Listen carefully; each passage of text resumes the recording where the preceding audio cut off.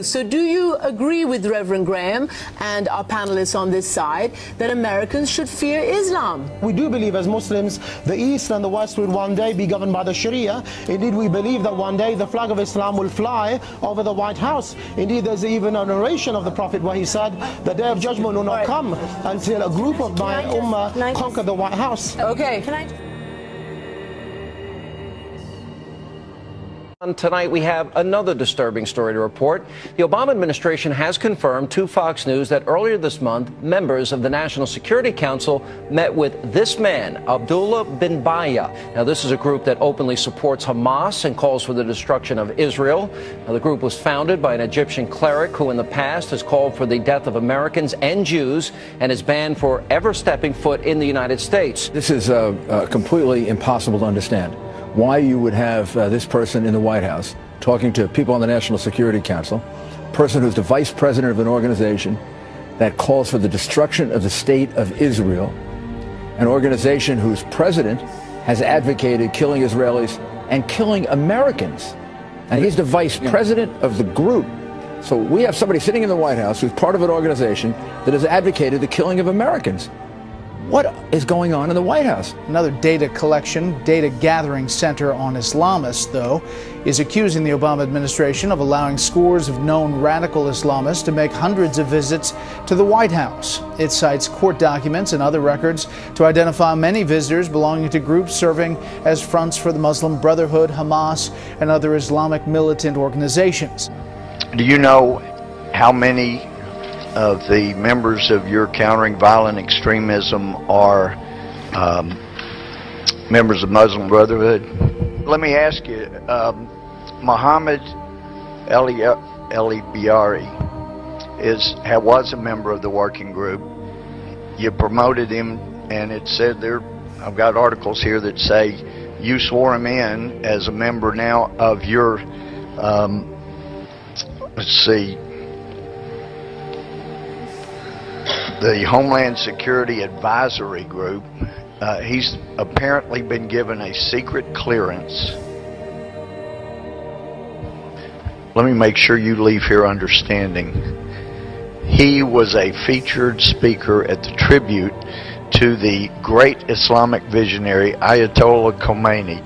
Questions now have been raised about Obama's CIA nominee by an ex-FBI agent who claims that the nominee for the CIA, John Brennan, is an Islamic convert with decades-old connections to the most anti-American variant of the religion. But Bachman back then accused Ahmadin of helping members of the Muslim Brotherhood infiltrate the U.S. government. Why John Brennan should not be CIA director? Of course, he's a secret Muslim. Mr. Brennan did convert to Islam when he served, and he has given them access to not only senior leaders inside the government, but has given them access to the National Security Council, the National Security staff.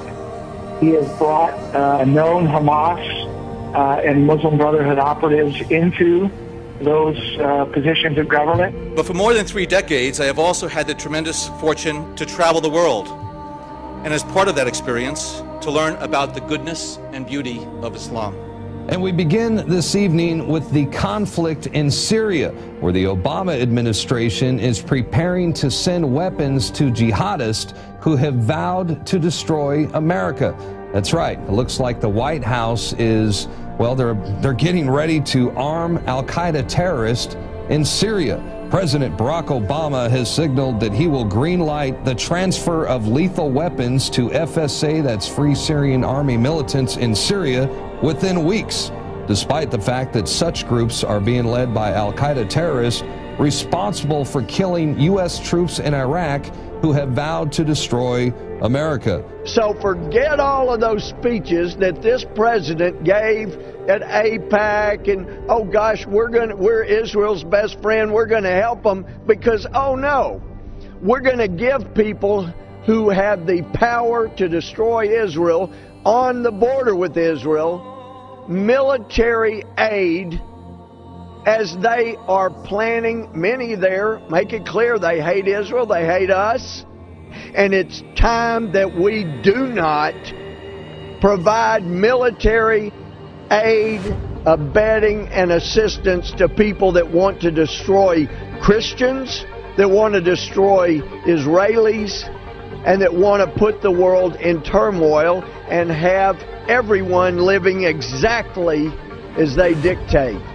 The very same insurgents who Obama now plans to arm with lethal weapons are the same guys who have openly expressed their radical hatred towards America. They're out there ransacking Christian churches, burning American flags, singing their praises to Osama bin Laden. President Obama hasn't been to church since he took office. Well, how many Sundays have you been counting? 11 Sundays so far. Now he's saying we are not a Christian nation. So is there a message being sent? What I was suggesting, you are absolutely right that John McCain has not talked about my Muslim faith, and you're absolutely right that that has not come my Christian faith. And well, what I'm saying is he hasn't suggested that I'm a Muslim. Obama's Lucky Charms, a ring that says there is no God except for Allah. Let's take a look at the article. Barack Obama's Lucky Charms include a Hindu god, a Masonic emblem, and a wedding ring that has the phrase, there is no God except Allah. You can see right there, clear as day, the Masonic ring. You can talk to Dan Badani, he'll give you a whole history on Masonic doings. Yeah, you can see it real good right there. If we keep scrolling down, I believe there's a few more. Yeah. As an ordained United Methodist minister, I am here to attest and affirm that our faith and belief in God is central to the American story and informs the values we've expressed in our party's platform. In addition, President Obama recognizes Jerusalem as the capital of Israel. All those delegates in favor say aye. All those delegates opposed, say no. In the opinion of the... Let me do that again. All of those delegates in favor say aye. All those delegates opposed say no.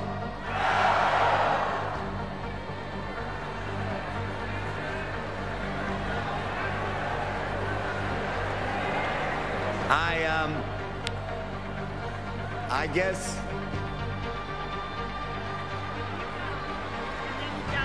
All right, check out this website. Poor Christian missionaries were at an Arab festival over in Dearborn, Michigan, when they had a huge run-in with police.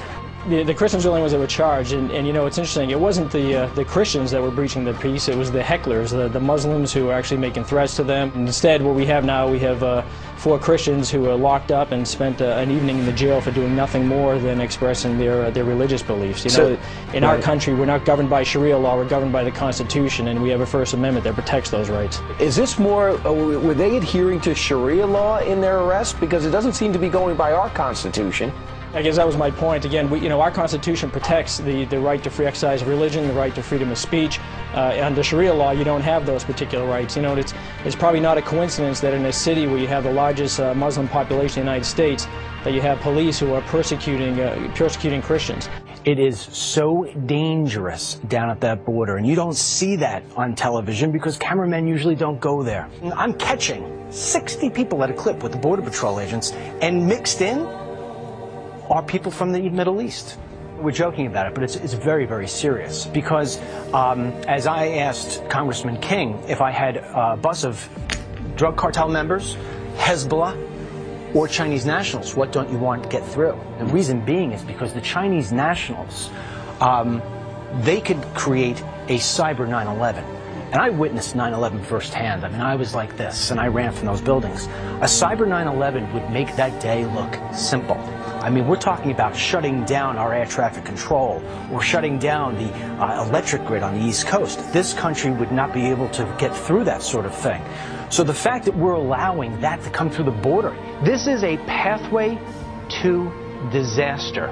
And we will never understand until it happens that America will never be the America we know. Because let me tell you, we just watched the city of Boston shut down for a week because of 2 guys who learned how to use pressure cookers. Think terror training camps are only located in places like Pakistan? Think again. Our next guest has proof that radical Muslims are training to wage jihad right here in our own backyards. Terrorist organization at war in the Middle East, and tonight Top anti-terror officials tell the 6 News investigators Hezbollah agents are active in the Charlotte area. We do believe as Muslims the East and the West will one day be governed by the Sharia. Indeed, we believe that one day the flag of Islam will fly over the White House. Indeed, there's even a narration of the Prophet where he said, the day of judgment will not come until a group of my ummah conquer the White House. Okay, The aims of the White House Rural Development Plan sound eerily similar to a UN plan called Agenda 21,